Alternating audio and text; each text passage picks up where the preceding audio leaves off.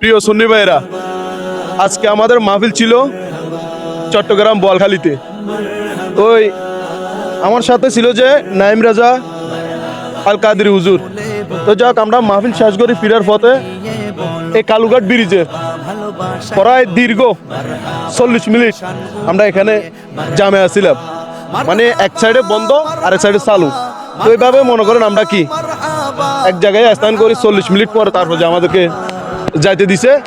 তো যাক, চট্টগ্রাম 8 আসন নিয়ে আমি কি বলবো, আমাদের এখান থেকে চট্টগ্রাম 8 আসন থেকে সৈয়দ হাসান আল আজহারি মোমবাতির প্রতীক নিয়ে দাঁড়াইছে।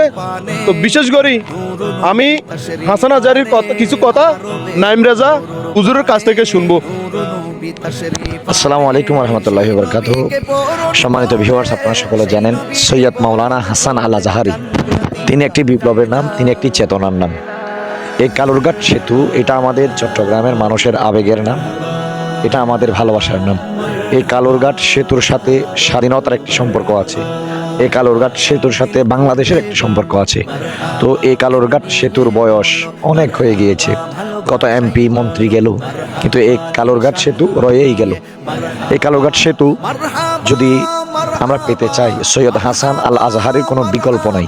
সেজন্য চট্টগ্রাম 8 আসনের ভাইদের প্রতি আমি আবেদন রাখবো, আপনারা আগামী 12 তারিখ নির্বাচনে সৈয়দ হাসান আল আজহারিকে মোমবাতি মার্কায় ভোট দিয়ে আপনারা জয়যুক্ত করবেন। এবং আপনাদের স্বপ্ন, আমাদের স্বপ্ন, বাংলাদেশের 18 কোটি মানুষের স্বপ্ন, এই কালুরঘাট সেতু নির্মাণ হবে ইনশাআল্লাহ। সৈয়দ হাসান আল আজহারের হাত ধরেই এই কালুরঘাট সেতু আবারও সুন্দর রূপে ফিরে আসবে, নতুনভাবে নির্মিত হবে। আমরা সেই আশা এবং প্রত্যাশা রাখছি। শুধু আপনারা সবাই সৈয়দ হাসান আল আজহারের সাথে থাকবেন, পাশে থাকবেন। ধন্যবাদ সবাইকে। আসসালামু আলাইকুম ওয়া রাহমাতুল্লাহ। সংসদে যাবে সৈয়দ হাসান আল আজহারি জিন্দাবাদ, জিন্দাবাদ। দেখা হবে, কথা হবে। আসসালামু আলাইকুম।